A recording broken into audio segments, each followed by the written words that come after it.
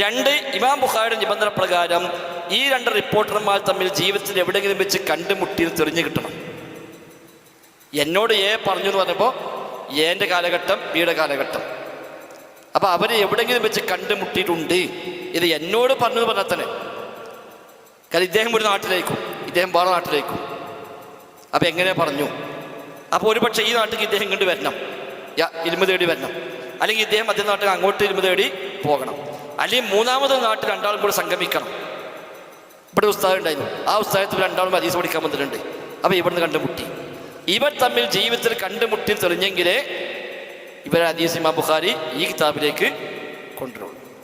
ഇമാം മുസ്ലിമിൻ്റെ നിബന്ധന പ്രകാരം കണ്ടുമുട്ടി തെളിയണമെന്നില്ല. ഇവർ രണ്ടാളും ഒരു കാലത്ത് ജീവിച്ചു തെളിഞ്ഞിട്ടാൽ മതി. കാരണം കളവ് പറയാത്ത ആൾക്കാരാണ്, ബാക്കിയെല്ലാം ക്ലിയറാണ്. കളവ് പറയാത്ത ആളാണ്, വിശ്വസ്തനാണ്, ഒക്കെ സ്വീകരിക്കപ്പെട്ട, അതൊക്കെ തെളിയിക്കപ്പെട്ട ആളെ പറ്റി പറയണത്. ഇതെല്ലാം തെളിയിക്കപ്പെട്ട ആളാണെങ്കിലും അവർ തമ്മിൽ കണ്ടുമുട്ടി തെളിഞ്ഞെങ്കിലേ ഇമാം ബുഖാരി ഒരു ഹദീസ് സ്വീകരിക്കും.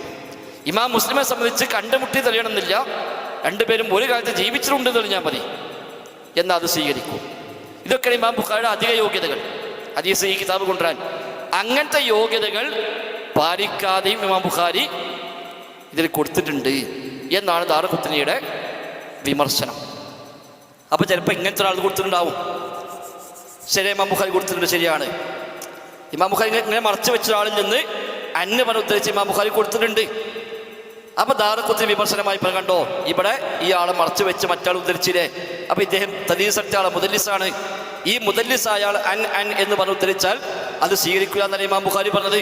പക്ഷേ ഈ സ്ഥലത്തിൽ ഈ പറഞ്ഞ ആൾ മുദല്ലിസാണ്, അദ്ദേഹം അൻ എന്ന് പറഞ്ഞ് കൊടുത്തിട്ടും ഇവിടെ സ്വീകരിച്ചിരിക്കുന്നു. അപ്പോൾ അസ്കദിന്റെ മറുപടി എന്താണ്? ഈ ഹദീസ് ഇമാം ബുഖാരി ഈ കിതാബിൽ ഇവിടെ മാത്രമല്ല കൊണ്ടുവന്നത്, ഈ കിതാബിൽ 4 സ്ഥലത്ത് ഹദീസുണ്ട്. ഒരു സ്ഥലത്ത് എന്നോട് പറഞ്ഞു തന്നെ പ്രത്യേകം കൊടുത്തിട്ടുണ്ട്, അതുകൊണ്ടാണ് രണ്ടാമത്തെ സ്ഥലത്ത് പിന്നെ അൻ എന്ന് പറഞ്ഞ് കൊടുത്തത്. അപ്പോൾ ആ വിമർശനം പ്രശ്നമായി മാറി. ഇവിടെ അൻ എന്നുണ്ടെങ്കിലും ഇതേ സംഗതി ഇമാം ബുഖാരിക്ക് നയിക്കുന്നതിനെ വറക്കിട്ടിട്ടുണ്ട്, അതിനായി ആ കിതാബിൻ്റെ സ്ഥലത്ത് പറയുന്നു. അതുകൊണ്ട് ആ പ്രശ്നമല്ല. ഇങ്ങനെ 110 ഹദീസ് ഇമാം ബുഖാരി ഇമാം അസ്കലാനി വിമർശനത്തിന് മറുപടി പറഞ്ഞിട്ടുണ്ട്.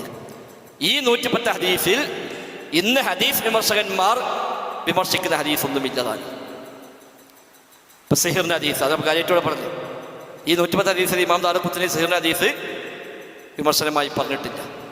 അതിന് ഈ പറയപ്പെട്ട പ്രശ്നങ്ങളും ഇല്ല എന്നാണ് ഇമാം ദാറുഖുത്നി അടക്കം പറഞ്ഞത്. അപ്പോൾ ഇന്നത്തെ വിമർശനങ്ങൾ വേറെ, ഇത് വിമർശനമല്ല. ഇവർ നടത്തിയത് വൈജ്ഞാനികമായ നിരൂപണമാണ്. വൈജ്ഞാനികമായ നിരൂപണം, അതിന് യോഗ്യതയുള്ള ആളുകളാണ് നടത്തിയത്. ഇന്ന് നിരൂപണമല്ല, ഇന്ന് വിമർശനവും നിഷേധവുമാണ്. ഒരു യോഗ്യതയും ഇല്ലാത്തവരാണ് നടത്തുന്നത്. സ്വഹീഹ് ബുഖാരി ഒരു തവണ വായിക്കുക പോലും ചെയ്തിട്ടില്ലാത്ത മനുഷ്യന്മാരാണ് എന്ന് പറയുന്നത്.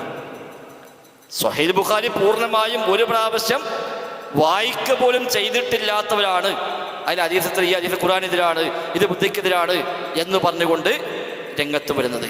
മറ്റൊരു സ്വഹീഹ് ബുഖാരി അടക്കം എല്ലാ ദിവസവും കാണാപ്പാടം പഠിച്ച മനുഷ്യന്മാരാണ് ഈ പറയുന്നത്. അതാണ് വ്യത്യാസം.